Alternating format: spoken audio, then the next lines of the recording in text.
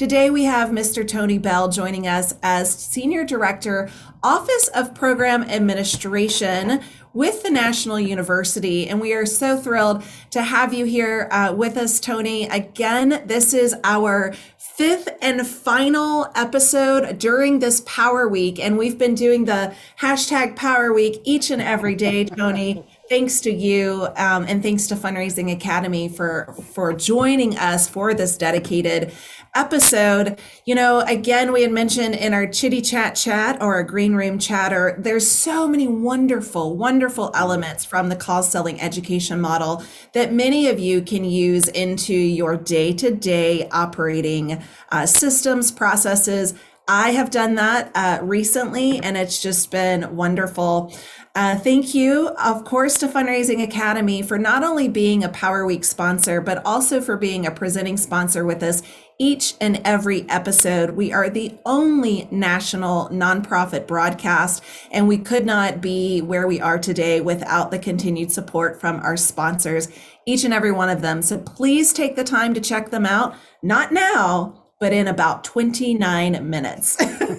We don't want you to miss today's episode because, Tony, we always say that Friday is one of our favorite episodes of the week because this is when we have dedicated each and every question that comes in from our viewers, from our sponsors, from individuals on social media, and they send in their questions in a variety of ways and we answer them. And that is exactly what you've joined me to do today. So welcome back and thank you.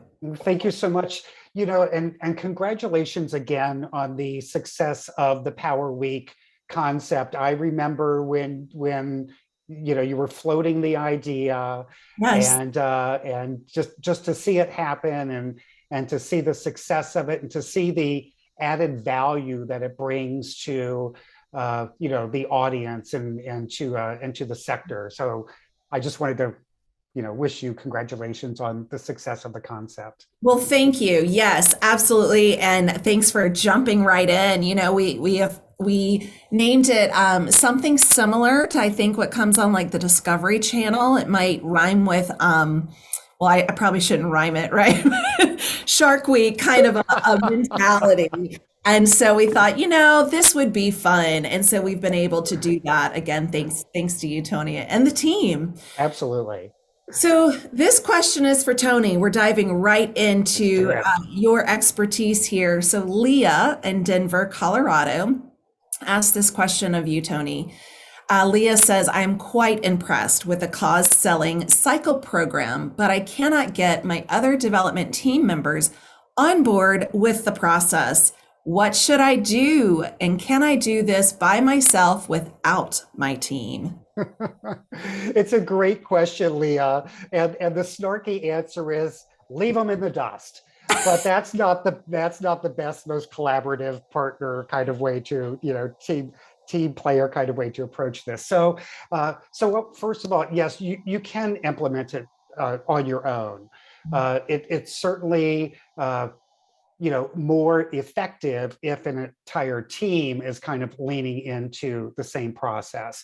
But yes, you can be highly successful, you know, leading into the cause selling cycle because it's going to enhance your relationship skills and the success that you have in building relationships with, you know, potential investors and donors for the organization. One of the ways that you might consider getting them on board, and I think about Julia when I answer this way, because Julia and I both have talked about, and Jared, you've leaned into this as well, how we wish we had this tool early on in our career. And now that we have it, we can lead into it and embrace it. But what we're kind of learning too is that we were already doing some of these things. Right? We were already actively engaged in some of these strategies, but we didn't consider them part of a full and complete and successful process. So I think that if you were to share some of the clips of the Nonprofit Show with your team members around cause selling, that they too might say, especially some of the ones that have been in the sector for a while, may too realize that they've been doing some of this all along. And here's how it fits into a larger process. And oh my goodness, here's a strategy that I knew about, and somehow it just totally escaped my toolbox. And I haven't, I haven't stepped in and Yeah. looked for that tool in a long time. So that would be my response to that question. That is a great response, Tony. And as I think about the variety of organizations in which I've had the great honor to work with, some organizations have very robust systems, and that means their donor database. Others, not so much, right? And so there really is, I believe, a way to integrate many of these cause selling, I want to say methodologies or elements, whether you have something super robust or not. I think, as you said, there's so many ways how we can incorporate the use of this. So Leah, I love your question. Maybe you should leave them in the dust, but I have a feeling when you do the cycle, they're going to be left in the dust anyway, because everything works better with a plan. Everything works better with knowing what the next step is. So lead by example, I think, is a great way to say, this is what I've been using, and see, how it makes a difference in your efforts. Absolutely. Yeah. And let us know how it goes, because, I think this would be really interesting. I know the whole lead by example is a great way in many lifestyles and structures. Sure. But it might just be, Leah, that your team recognizes the value and will say, tell us more. Mm-hmm. Absolutely. Tell us more. Well, I Okay. think too, just before we go off of that completely, and I think that's the importance too in team meetings is sharing your successes and the little successes along the way, right? And cause selling certainly allows you plenty of opportunities to celebrate the small successes along the way. So in those conversations and as you're sharing those small successes, you can relate them to the cause selling cycle. So folks aren't just seeing the benefits of the cycle when you get the gift, but the benefits of the process. Yeah, that's a great tip too, because we all want to celebrate success. Absolutely. For sure. So Robert in Los Angeles, California, Robert asked the question, I would like to reset our development team goals according to Fundraising Academy's cause selling cycle, specifically tracking the action items from the different phases. And I usually refer to this as moves management. And so I know that that's, when I use that vernacular, to me, it's kind of the same. So it's tracking those actions in the phases. What would be the top 3 to 5 things that we should track in our CRM? Well, Robert, it's a great question, and I love how you're taking the opportunity to marry these strategies with your technology. I just, I really celebrate how you view the value of the combination of the two. And Jarrett and I were talking about this earlier before we started, and we are also seeing clients and other organizations doing the same thing.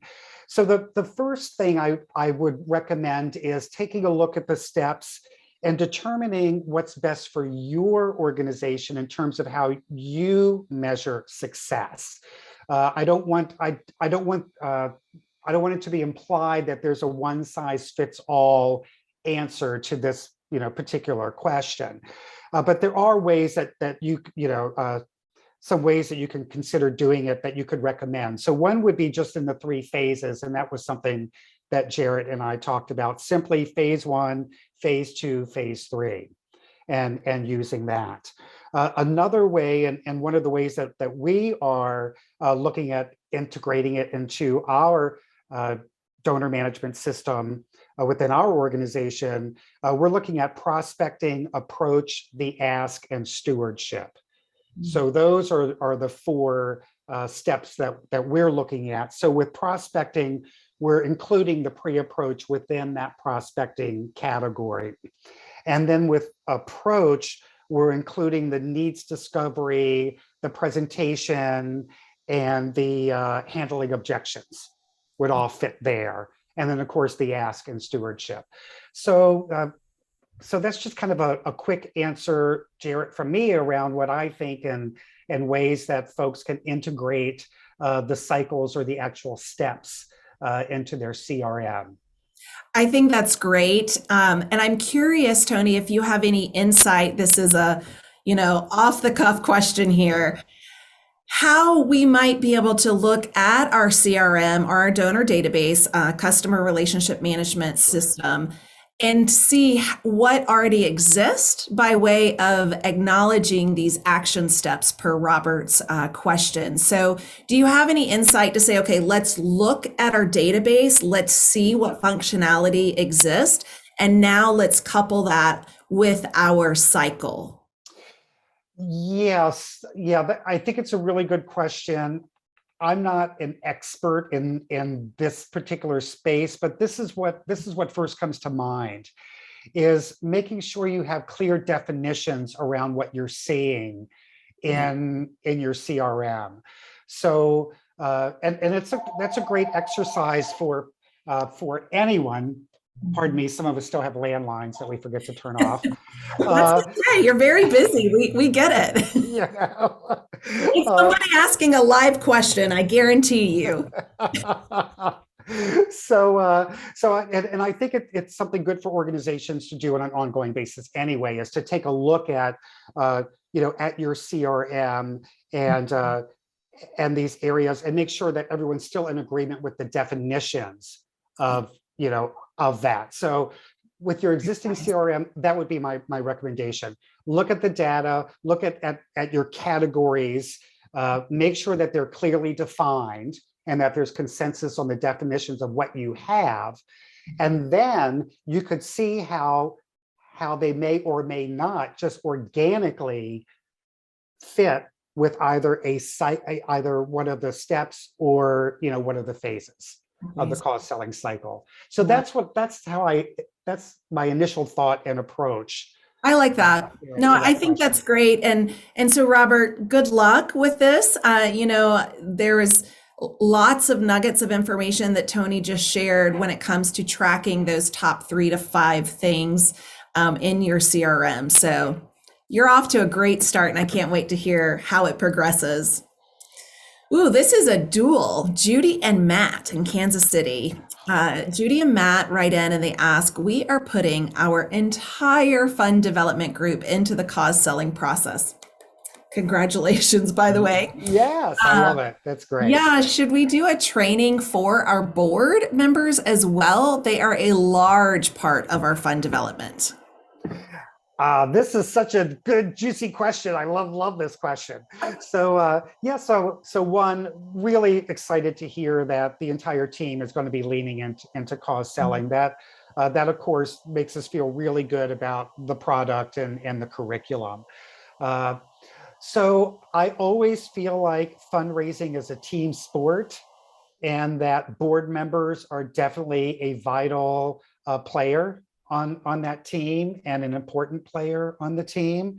So just from that particular lens, I would absolutely support the board going through cause selling training as well. If you think that they would be overwhelmed by the entire process, then you might want to give them an opportunity to lean in and be trained on a particular phase that they're interested in. Maybe survey them and say, we're doing training on the cause selling cycle. The cause selling cycle is in 3 phases and 8 steps.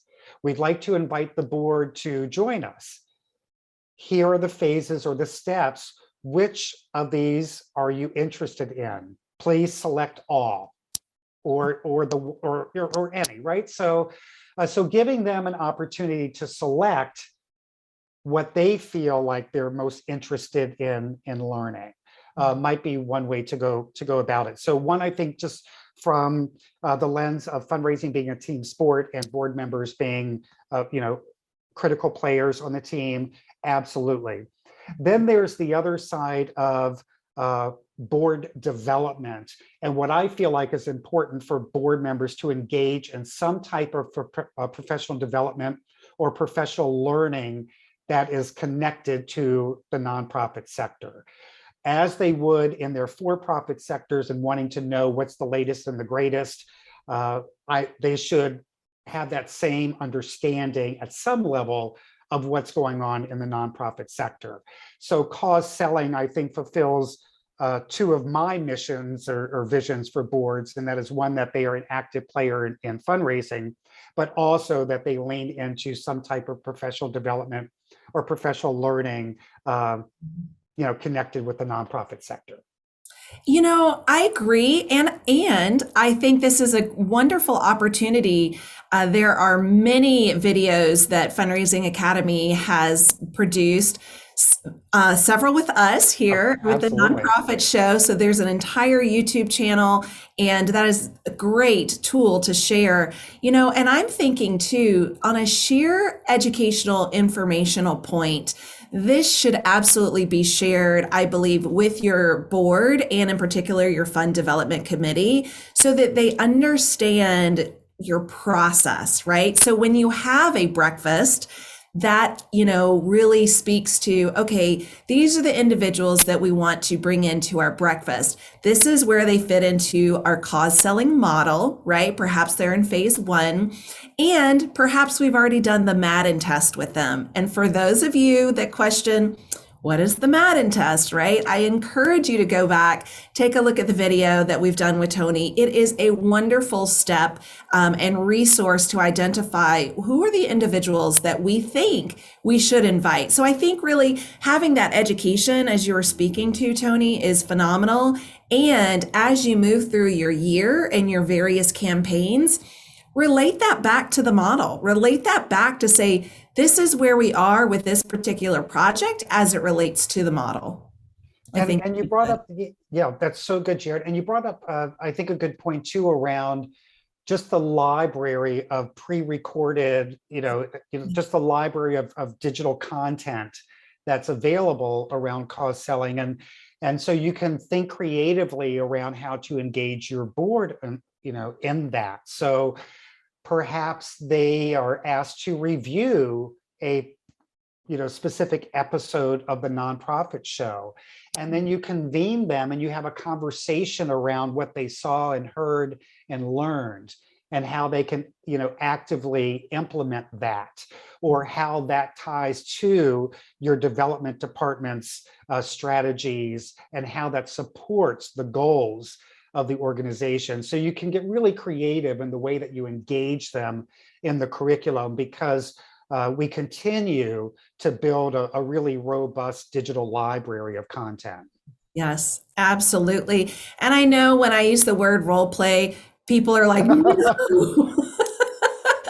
But I still think there's great value. I really think that when it comes to engaging your board or your team, I mean, just having these impromptu conversations, for me, it builds value in that impromptu-ness of not really, knowing what words are going to come top of mouth, in the conversation, or top of mind. So I'm still a fan of it. I like it, but that speaks to my personality and to my thespian degree, Sure. So anyway, if that works for you, Judy and Matt, hopefully that will bring value. And there is tremendous value, and even folks that react like I did, around the concept, Yes. Even folks like me that, aren't real fond of the concept, the value is tremendous. And there's just no denying that. Right. No, I know. I mean, it's kind of the same with an icebreaker, right? People are like, no, I don't want to do that either. Okay, so Chandra has sent in our question. I believe this might be our final one of the episode, Tony. Okie doke. Chandra asks or states, I would like to have our internal newsletter to our staff, which is about 75 individuals, include a culture of philanthropy point or culture of philanthropy tip. And I feel that we need to get all of our team members thinking about fundraising. Is this too pushy? I don't think it's pushy at all. I think that including a culture of philanthropy point or tip in a newsletter is pretty soft. Actually, I think it's kind of a soft approach and uh, a good way to uh, inform folks. But I don't think it's pushy at all. Right. I would also consider, if it doesn't already exist, as part, within your culture of philanthropy point or tip, some type of mission moment as well, that celebrates a success, for the organization, an outcome of a program, or a success, around a fundraising strategy. But no, absolutely. Yes, all day, every newsletter. It's Right. not pushy at all. Not pushy. And I think, as we just talked about, our board members understanding the cycle, our fund development committee understanding the cycle, why not the team, right? Why not the entire organization, whether they're program related or, fundraising volunteer, because this really is a piece of the greater mission. And I just believe the more people that are informed and understand the process, or at least the intention behind the Absolutely. process, right? It seeks a win-win end goal, and that's what we're here for. And I do really appreciate the approach, because uh, the question was about building a culture of philanthropy. Mm. So it isn't so honed in on tools to fundraise, right? And it really is around building a culture, and that allows for so many topics within the newsletter. So some that, like I was saying, some that can be very specific to your mission, but it really does open up uh, just a wider lane for themes and subjects that could exist in the newsletter, if your goal is to build a culture of philanthropy. And I heard recently culture of generosity, and Mm, I loved that. I was thinking, it's quite synonymous. Philanthropy is the act of giving. sure. Generosity is, being generous, perhaps, in what you provide and give. And so I liked that culture of generosity phrase as well. Well, what I like about that is I think it sounds more welcoming. I think it implies that there's room for lots of people at the table to be generous. Uh, you know, Philanthropy can often be perceived as something not obtainable by folks who want to be generous. And let's So be honest, it's kind of hard to say and spell. I'll tell you, sometimes I would rather, it's funny you say that, but I'd rather, spell philanthropy than entrepreneur sometimes. Oh, So, yes.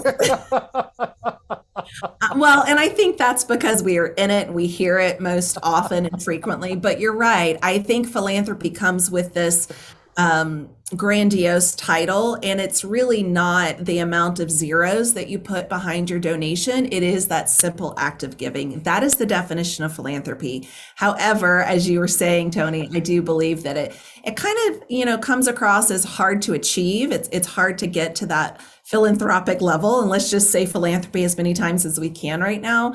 But it really is that culture of generosity and that culture of giving. it really is. But so I love that culture of generosity, because philanthropy, especially in today's environment, is valued in many different ways. It's valued in, what do we say, time, talent, and treasure. So we're historically, when folks would hear the word philanthropy, they would only think about, uh, the monetary contribution that one can make to an organization.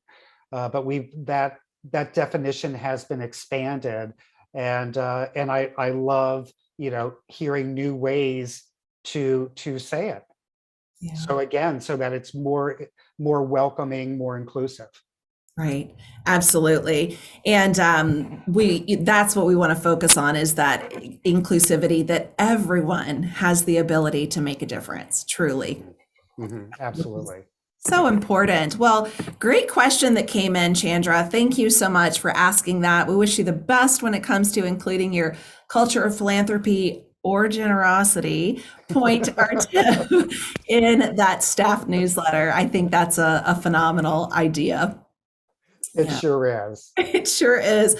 What a week, Tony. I know that today is your episode with us today. We've had Jack Alato on, we Mhm. had Pearl Hoagland, and we also had Lanice, I'm missing her last name, Andrade, right? Well done. Yes. Okay.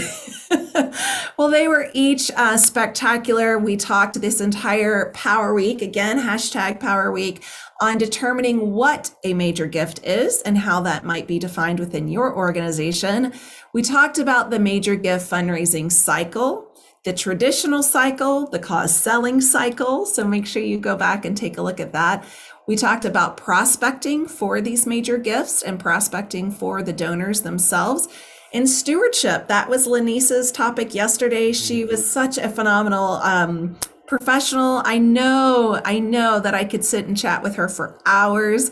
She was just a wealth of knowledge. And so it was a very robust week. And of course, today with you, Tony Beall, it's just been fantastic. So thank you to everyone that has joined us for this nonprofit Power Week. Each and every one of today's and this week's, I should say, episode has been dedicated to major gifts. So, Mhm. Tony, what's happening at Fundraising Academy that you might want to send us off with? Is there anything that we should know?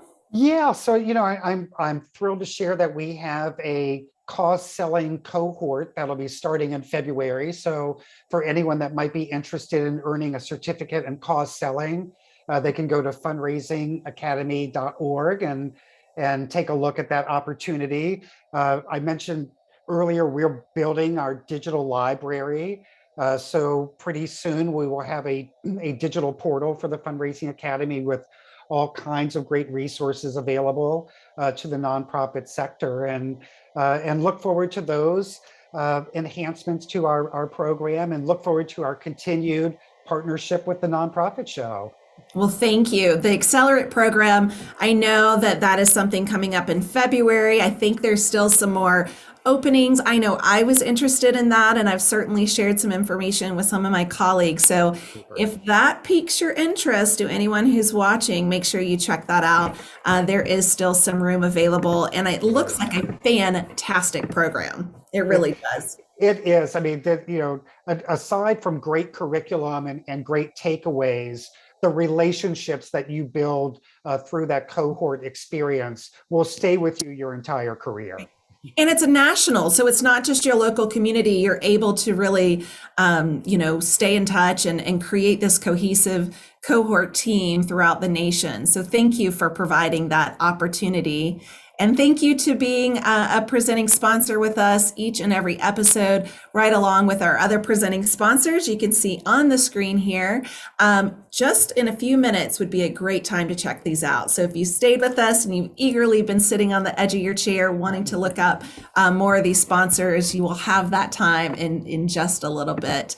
Tony, thank you. And for Sure. everyone that is interested in finding Tony, this is where you can find him. He's also very active on LinkedIn and is very welcoming. So if there's any question that we didn't get to answer here today, please do make sure that you reach out to Tony and the National University Fundraising Academy. So it's been phenomenal. And again, that wraps up our nonprofit Power Week. While the episodes might be wrapped up, they exist in perpetuity. So make sure you check them out on our archive. And we are so very grateful to all of you for joining us. And Tony, you and your team for joining us for a fantastic week. Thank you. Thank you too. I mean, the time goes by too fast when we get together to do these. It Uh, does. and I think that's partly because we have such a shared passion Yeah. for the nonprofit sector and for all of the great work that goes on out there. So we definitely want to send our thanks and gratitude to all of the folks out there that are raising funds to incredible causes, making a huge difference in their communities.